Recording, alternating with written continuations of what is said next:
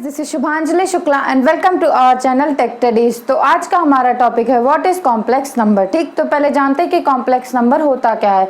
तो a complex number is the combination of real number and imaginary number. फिर हम जानते हैं कि अब कॉम्प्लेक्स नंबर को रिप्रेजेंट कैसे करते हैं। ठीक, तो it is the representation of real number and imaginary number. ठीक, अब इस सिंबल को देख के हमें ये सबसे बड़ा कंफ्यूजन होगा कि हमारा रियल नंबर क्या है और हमारा इमेजिनरी नंबर क्या है। ठीक, तो अगर इस जो है हमने जो ये लिखा है a प्लस आई बी, अगर इस a प्लस आई बी में हम सिर्फ a और b को पूछते हैं कि a और b हमारा कैसा नंबर है, तो a और b तो हमारा रियल नंबर है। ठीक, अब जब a प्लस आई बी आ जाता है, ठीक, अब तक i नहीं रहेगा, अगर हमारा सिर्फ पूछा जाएगा a एंड b क्या है तो वो तो रियल नंबर है, but a plus i b क्या है, तो a तो हमारा रियल नंबर है, बट i आ जाने से b जो हो जाता है वो हमारा हो जाता है इमेजिनरी नंबर। क्यों?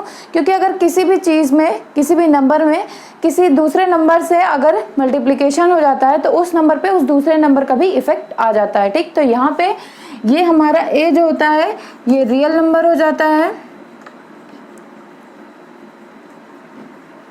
और आई भी ये हो जाता है हमारा इमेजिनरी नंबर।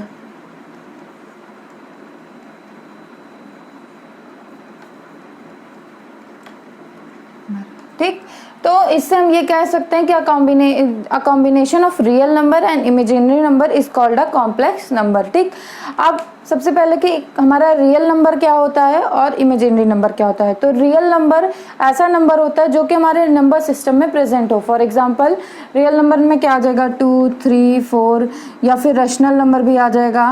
ठीक, इरेशनल नंबर भी आ जाएगा। ये सब जो हमारे नंबर्स होते हैं ये हमारे रियल नंबर है। क्यों? क्योंकि वो हमारे नंबर सिस्टम में प्रेजेंट हैं। अब हमारा जाता है इमेजिनरी नंबर। तो इमेजिनरी नंबर वो होते हैं जो रियल नंबर नहीं होते हैं, उसको हम इमेजिनरी नंबर कहते हैं। ठीक, which number are not real is called imaginary number. Imaginary number means under root में -2, अंडर रूट -5, अंडर रूट -11, इन सब की जो वैल्यू है वो हमें फाइंड नहीं होती, हम इमेजिन कर लेते हैं, तो इसको क्या कहते हैं इमेजिनरी नंबर। ठीक, तो रियल नंबर और इमेजिनरी नंबर को कंबाइन करके हम कॉम्प्लेक्स नंबर बनाते हैं। अब कॉम्प्लेक्स नंबर में a और b तो क्लियर हो गया, बट हमारा i क्या है ये क्लियर नहीं हुआ है। ठीक, तो i को क्या कहते हैं आयोटा। i को हम रिप्रेजेंट तो i से करते हैं, बट इसको हम बोलते आयोटा है। ठीक, देन अब i की वैल्यू क्या होती है, क्यों इसको इमेजिनरी नंबर में रखा गया, तो i की वैल्यू होती है हमारी -1 का अंडर रूट। तो हमने भी बोला ना इमेजिनरी नंबर क्या होता है, माइनस में जो भी अंडर रूट की वैल्यू रहेगी वो हमारी हो जाती है इमेजिनरी नंबर। ठीक, तो हमारी जो i की वैल्यू है वो अंडर रूट -1 है। अंडर रूट -1 क्रॉस b हो जाएगा, यानी कि मल्टीप्लाई बाई b हो जाता है, तो इसकी वैल्यू जो होती है वो इमेजिनरी हो जाएगी। क्यों? क्योंकि -1 की जो वैल्यू होती है वो हमें जो है डिफाइन नहीं है। ठीक, देन अब इस वजह से ये हमारा पार्ट इमेजिनरी हो जाता है और ये पार्ट हमारा रियल हो जाता है। अब सिंबल ऑफ आई के बारे में कुछ जानते हैं। सिंबल ऑफ आई जो होता है वो बहुत ही इंटरेस्टिंग टॉपिक होता है। जैसे कि अभी हमें क्या पता चला है कि आई की वैल्यू अंडर रूट -1 होती है। तो अब हमें अगर कोई क्वेश्चन सॉल्व करने के लिए दिया जाएगा तो वो तो टफ है, क्योंकि अंडर रूट -1 की वैल्यू तो है नहीं। ठीक, तो उसको सिंप्लीफाई कैसे करेंगे आई के फॉर्म में, इसको हम देखते हैं। ठीक, वैसे क्या होता है कि जो कॉम्प्लेक्स नंबर होता है, कॉम्प्लेक्स का मतलब ही टफ, यानी कि नाम से ही जो होता है वो हम लोग को ये लगने लगता है कि भाई ये तो नहीं हो पाएगा, ये कुछ ज्यादा ही टफ है। ठीक, तो अब देखते हैं एक सिंबल ऑफ आई, सॉरी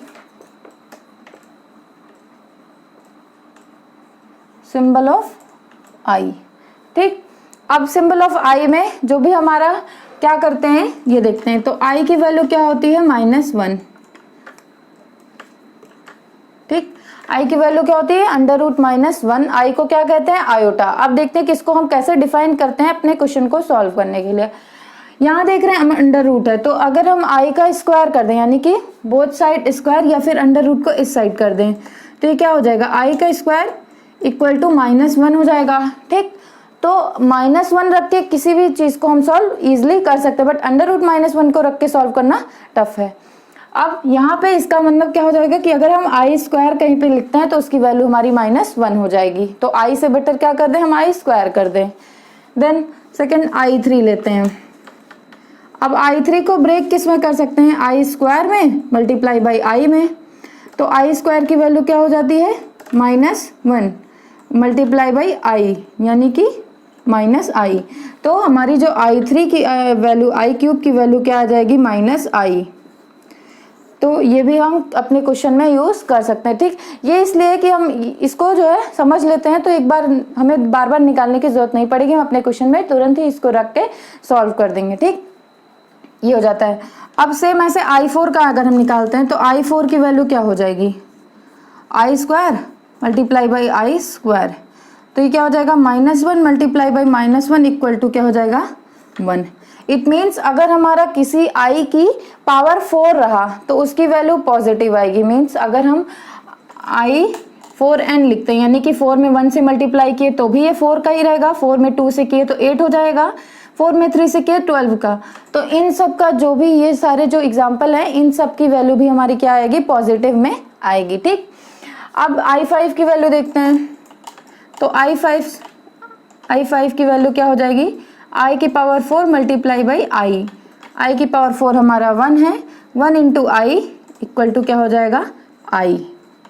ठीक, तो इस तरह से जो है हम i के स्क्वायर्स को i के बहुत सारे फॉर्म में चेंज कर सकते हैं, इजीली वैल्यू फाइंड कर लें, जिससे हम अपने क्वेश्चन को बहुत ही इजीली सॉल्व कर सकते हैं। ठीक, अब यहाँ पे ये देख ले, अब हम अगर हमारी पावर निगेटिव में रही तो हम क्या करेंगे, ये भी एक क्वेश्चन है। ठीक, जैसे कि i² है, i की पावर 4 है, i³ है, अगर i का -2 रहा, i की पावर -3 रही, उस टाइम पे हम क्या करेंगे इसको सॉल्व करने के लिए। ठीक, तो उस टाइम पे हमें क्या करना है,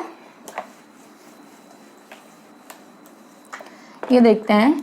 तो उस टाइम पे अगर मान लेते हैं हमारे i की पावर 2 है, सॉरी -2। ठीक, तो इसको किस तरह से रिप्रेजेंट करेंगे, 1 बाई i का स्क्वायर। अब यहाँ पे हम क्या करेंगे, रैशनलाइजेशन में क्या करेंगे, i का पावर स्क्वायर से मल्टीप्लाई, i की पावर स्क्वायर से मल्टीप्लाई। ठीक, तो ये क्या हो जाएगा, i की पावर स्क्वायर अपॉन i की पावर 4। अब i की पावर स्क्वायर की वैल्यू क्या थी, -1, और i4 की वैल्यू क्या थी, 1। तो टोटल वैल्यू क्या आ जाएगी, -1। ठीक, तो इस तरह से जो है हमारा, अब अगर हम लेते हैं i की वैल्यू -1 में, तो ये हो जाएगी 1 बाई i। अब i से इसका रैशनलाइजेशन करते हैं, तो i बाई i से मल्टीप्लाई, डिनोमिनेटर एंड न्यूमरेटर में मल्टीप्लाई एंड डिवाइड कर देंगे। इसमें क्या हो जाएगा, i अपॉन i की पावर स्क्वायर। तो i तो i रहेगा, i² की वैल्यू क्या हो जाती है, -1। तो यहाँ पे माइनस आ जाएगा, यानी कि i की पावर -1 की वैल्यू -i। ठीक, सेम ऐसे i की पावर -2 की वैल्यू -1। तो इस तरह से अगर हमारा जो है पावर निगेटिव में दी गई है तो भी हम i की, यानी कि आयोटा की वैल्यू को फाइंड कर सकते हैं। ठीक, अब यहाँ पे सबसे बड़ी बात क्या है कि अगर हम जो है इन पावर्स को ऐड कर दें तो हमारी वैल्यू क्या आ जाएगी।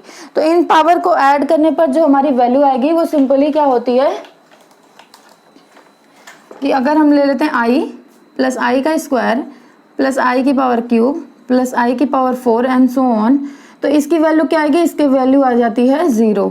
ठीक, ये नोट है, आप इसको बस नॉर्मली क्वेश्चन के टाइम पे यूज कर सकते हैं, इसकी प्रूविंग नहीं आती है। ये होता है कि हमारा इंपॉर्टेंट कि अगर इस टाइप का कोई क्वेश्चन आ जाता है, मेनली इसका क्वेश्चन जो होता है वो मल्टीपल चॉइस में आता है कि इसकी वैल्यू क्या होगी, तो इसकी वैल्यू क्या हो जाती है, वो 0 हो जाती है। सेम i की पावर 4n, ठीक, प्लस i की power 4n plus 1 plus i की पावर 4n प्लस 2, इस एंड सो ऑन की वैल्यू क्या हो जाएगी, 0। ठीक, तो ये जो है, ये दोनों जो होता है ये हमारा बस जो है मल्टीपल क्वेश्चन में पूछा जाता है, इसकी प्रूविंग कहीं पे भी नहीं आती है। तो जो है हम समझने के लिए इसको जान लेते हैं कि अगर आयोटा के कई सारे पावर्स में एडिशन आती है तो उसकी वैल्यू क्या हो जाती है, हमारी 0 हो जाती है। ठीक, तो जो हमारा आज का टॉपिक होता है कॉम्प्लेक्स नंबर क्या होता है और सिंबल ऑफ आई, वो यहीं पे खत्म होता है। नेक्स्ट वीडियो में हम देखेंगे कि ऑपरेशन ऑफ कॉम्प्लेक्स नंबर क्या होता है। तो अगर आपके लिए वीडियो हेल्पफुल हो और इस वीडियो ने आपकी थोड़ी सी भी हेल्प की हो तो इस वीडियो को लाइक करें। अगर आप हमारे चैनल पर नए हैं तो चैनल को सब्सक्राइब करें, चैनल को शेयर करें। Thank you.